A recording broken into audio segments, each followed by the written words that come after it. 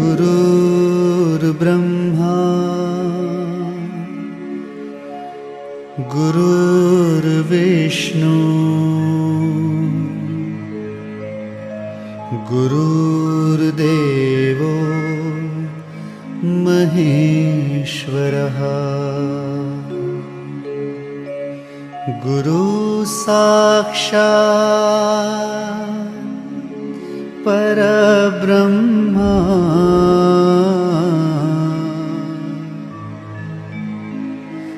तस्मै श्री गुरुवे नमः।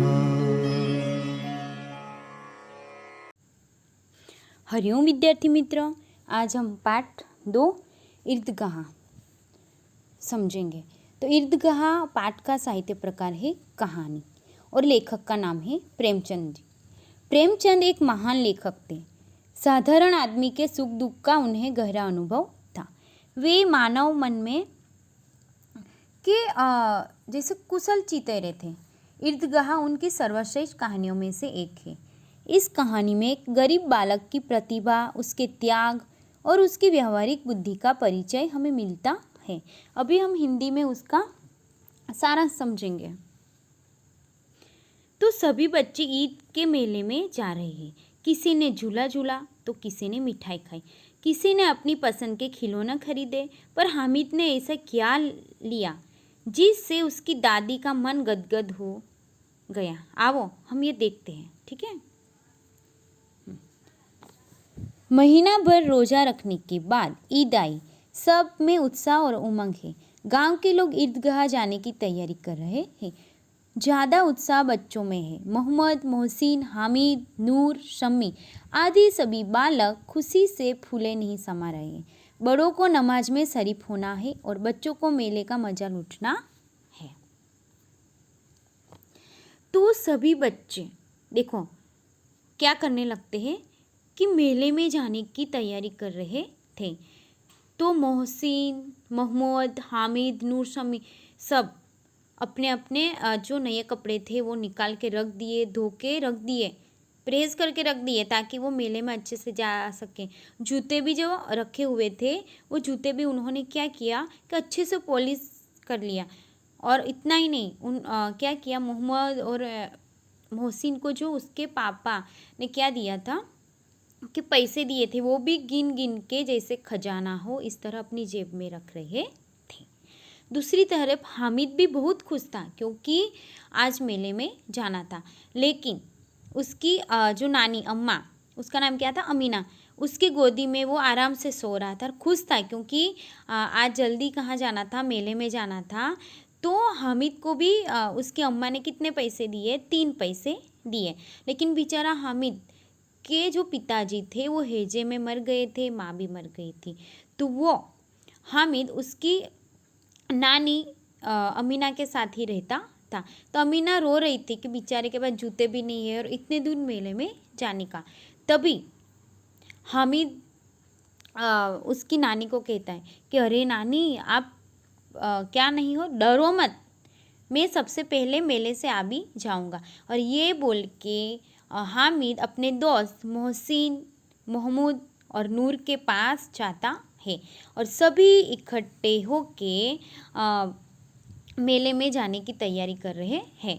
पहले तो ईदगाह जा रहे हैं ना, पहले ये नमाज पढ़ेंगे, उसके बाद वो मेले में जाएंगे। इसलिए सभी रास्ते में जो दोस्त मिला वो सभी को लेके वो मेले में जा रहे थे। महमूद, मोहसिन, हामिद, नूर और शम्मी वो सभी मेले में जा रहे हैं। तो जब वो ईदगाह पहुंचते हैं उसके पहले क्या आता है, मेला आता है।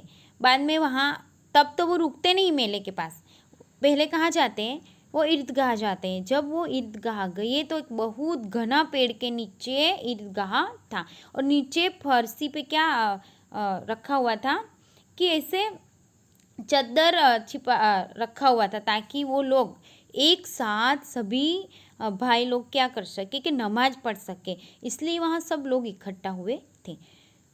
हामिद के साथ उनके दोस्त भी उन नमाज पढ़ने के लिए अंतिम लाइन में वो क्या कर लेते हैं, खड़े हो जाते हैं और वो नमाज पढ़ते हैं। नमाज ख़त्म होने के बाद छोटे बड़े सभी एक दूसरे को गले मिलते हैं और प्यार से क्या गले मिलते हैं और एक दूसरे को ईद की मुबारक देते हैं। ठीक है।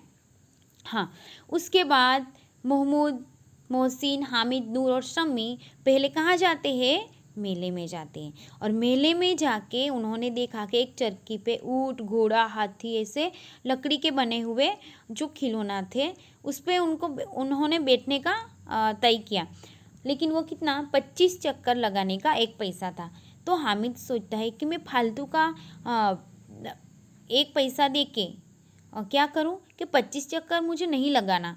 इसीलिए मोहसिन, मोहम्मद, नूर और शम्मी वो सब चरखी पर बैठते हैं, लेकिन हामिद दूर खड़ा होके देख रहा है, वो बैठता नहीं। उसके बाद वो चरखी से उतर के कहाँ जाता है, मिठाई की दुकान पे सभी दोस्त जाते हैं। देखो, जब सभी दोस्त आते हैं तो वो रेवड़ियाँ, गुलाब जामुन, सोन पापड़ी ऐसा सब वो खा रहे थे, लेकिन उन्होंने किसी ने हामिद को नहीं दिया। और हामिद जब देख रहा था तो बोल रहे थे, तेरे पास भी 3 रुपये है, तू भी कुछ खाना, क्यों ललचाई नज़रों से हमें देख रहा है। लेकिन बेचारा हामिद सोच रहा था कि मैं ये 3 पैसे से ऐसी कुछ चीज़ लूँ जो मेरी अम्मा को काम आ सके। इसलिए बेचारा, उसका भी मन था, वो भी छोटा बच्चा था, तब भी उसने क्या नहीं खाया, ये कुछ मिठाई नहीं खाई, कुछ नहीं। मनोमन सोच रहा था हाँ हामिद कि जब मेरा कुछ काम रहता है तब मेरे सभी दोस्त मेरे पास कितने अच्छे अच्छे प्यार से आते हैं और मुझे काम करवा लेते हैं, लेकिन आज जब वो सब मिठाई खा रहे हैं तो मुझे किसी ने नहीं दिया। लेकिन वो तब भी वो मेले में आया है, इसलिए उसका मन क्या था, प्रसन्न था। ठीक है। उसके बाद मोहम्मद, मोहसिन, हामिद, नूर और शम्मी सभी कहाँ जाते हैं, खिलौने की दुकान पे जाते हैं। मोहसिन ने वहाँ से एक भिश्ती का खिलौना लिया, महमूद ने एक सिपाही का खिलौना लिया और नूरे ने एक वकील का खिलौना लिया। जो वो खिलौना लिए वो सब किसके थे, मिट्टी के बने हुए थे, लेकिन बहुत अच्छे से कलर काम किया था। तो हामिद सोचता है कि मैं फालतू का खर्च नहीं करने वाला, वो इतने पैसे में मैं ये खिलौना लूँगा और वो तो तुरंत टूट जाएंगे तो उसका क्या कोई इम्पोर्टेंट नहीं है। इसलिए उसने वो कुछ भी खर्च किया नहीं। देखो, सभी बच्चे अपने को जो चाहिए था वो सब लिया और वो आगे जाने लगते हैं। लेकिन हामिद जो किसकी दुकान आई, कि एक लोहे की दुकान आई, वहाँ पे वो रुक जाता है और वहाँ बहुत ज़्यादा चिमटे पड़े हुए थे। तो हामिद क्या देखता है, चिमटा देखता है और उसको याद आ गया कि मेरी अम्मा जब रोटी बनाती है या वो रोटी क्या करती है कि सेकती है, तब उसके हाथ जल जाते हैं। मुझे अम्मा के लिए क्या ले जाना चाहिए, चिमटा ले जाना चाहिए, तो अम्मा बहुत खुश हो जाएगी। और जो बड़ों की जो दुआ करते हैं, बड़े जो दुआ करते हैं छोटे बच्चे के लिए, तो वो ज़्यादा क्या होता है कि भगवान ज़्यादा मान जाते हैं। ऐसा सोच के हामिद ने क्या खरीद लिया, 3 पैसे में एक चिमटा खरीद लिया और कंधे पे लग के बहुत खुशी खुशी अपने दोस्तों के पास गया। तो मोहम्मद, मोहसिन, नूर और शम्मी हामिद के पास क्या देखता है कि चिमटा देख के वो क्या करने लगते हैं कि हंसने लगते, अरे वो चिमटा तूने क्यों लिया। लेकिन हामिद को कोई परवाह नहीं थी, वो तो मज़े से चिमटा कंधे पे लेके चलने लगता है। और वो 11 बजे से पहले कहाँ पहुँच जाते हैं, घर पे पहुँच जाते हैं। तो मोहसिन की बहन, छोटी बहन मोहसिन के हाथ में क्या देखती है, भिश्ती देखती है और भिश्ती को पकड़ने के लिए जल्दी जल्दी दौड़ के आती है। तो भिश्ती उसकी बहन के हाथ से गिर जाता है और भिश्ती क्या हो जाता है, टूट जाता है। इसी तरह क्या हुआ कि नूरे ने जो वकील का जो खिलौना लिया था वो भी टूट जाता है। इसी तरह मोहम्मद ने जो सैनिक का जो खिलौना लिया था वो भी ज़मीन पे गिर के वो टूट जाता है। लेकिन चिमटा वो लोहे का था, वो टूटता नहीं। और खुशी खुशी हामिद अपनी अम्मा के पास जाता है। अम्मा ने हामिद के हाथों में क्या देखा कि चिमटा देखा। तो चिमटा देखा तो वो बोली, बेटा तू क्यों लाया, उसकी क्या ज़रूरत है। तो हामिद कहता है कि अम्मा जब तू रोटी बनाती है तो तेरे हाथ जल जाते हैं, इसलिए मैं ये चिमटा तेरे लिए लाया है। तो अम्मा हामिद को कहती है कि वो कितने रुपये का है। तो हामिद कहता है कि वो 3 पैसे का है। तो अमीना रोने लगती है और कहती है, अरे बेटा, मैंने जो 3 पैसे तुझे दिए थे वो तेरे नाश्ते के लिए दिए थे, तुझे खिलौना ले सके इसलिए दिए थे, तो वो चिमटा क्यों लाया। तो वो बहुत प्यार से कहता है हामिद कि अम्मा जब तू रोटी बनाती है तो तेरे हाथ जल जाते हैं, मैंने देखा है, इसलिए मैं तेरे लिए क्या लाया हूँ, वो मैं चिमटा लाया हूँ। अम्मा बहुत रोने लगती है और प्यार से हामिद को गले लगा लेती है। तो ये कहानी से हमें ये सीख मिलती है कि इतना छोटा बच्चा हामिद होने पर भी वो बड़ों का कितना ख्याल रखता है।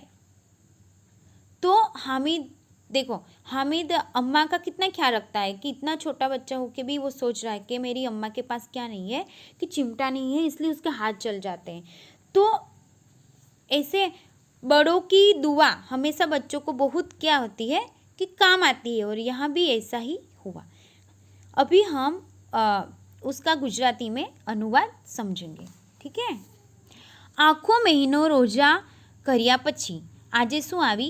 ઈદ આવી. શું આવી? ઈદ આવી. જ્યારે ઈદ આવે છે તો સૌના હૃદયમાં ઉત્સાહ અને ઉમંગ છે.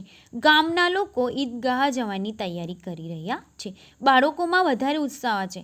કેમ બાળકોમાં વધારે ઉત્સાહ છે?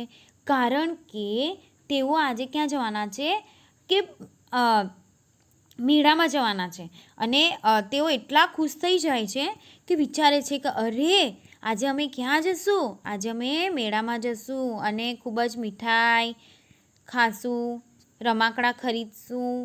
આ રીતે બધા બાળકો શું કરે છે? ખુશ થઈ જાય છે. શું થઈ જાય છે? ખુશ થઈ જાય છે. હા, પછી જુઓ બાળકો કે મોહમ્મદ, મોહસિન, હામિદ, નૂર, સમ્મી વગેરે ખૂબ જ ખુશ હતા. વડીલોએ નમાઝ સામેલ થવાનું છે. શેમાં? નમાઝમાં સામેલ થવાનું છે વડીલોએ, પરંતુ બાળકોએ તો મેળાની મોજ માણવાની છે. હામિદની દાદી અમીનાના દુઃખનો પાર નહીં. હામિદના મા બાપ મૃત્યુ પામ્યા છે. આજે ઈદના દિવસે તેમના ઘરમાં અનાજ નથી.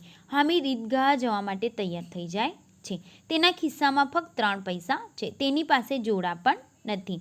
અમીનાને ડર છે કે એકલો હામિદ ક્યાં ખોવાઈ ના જાય, પરંતુ હામિદ દાદીને કહે છે કે દાદીમાં, તમે ચિંતા કરશો નહીં, હું સૌથી પહેલો પાછો આવી જઈશ. કોણ કહે છે? હામિદ કહે છે. અને ત્યારબાદ મોહમ્મદ સમ્મી સાથે ક્યાં જાય છે? મેળામાં જાય છે. અને ત્યાં મેળામાં જતાં જતાં રસ્તામાં પહેલાં તો શું આવે છે? મેળો આવે છે, અને તેના પછી શું આવે છે કે ઈદગાહ આવે છે. ઈદગાહ પહોંચીને બધા લોકોએ વજૂ કરી. શું કરી? વજૂ કરી. સૌએ સાથે નમાઝ પઢી. નમાઝ પૂરી થતાં સૌ એકબીજાને ભેટ્યા.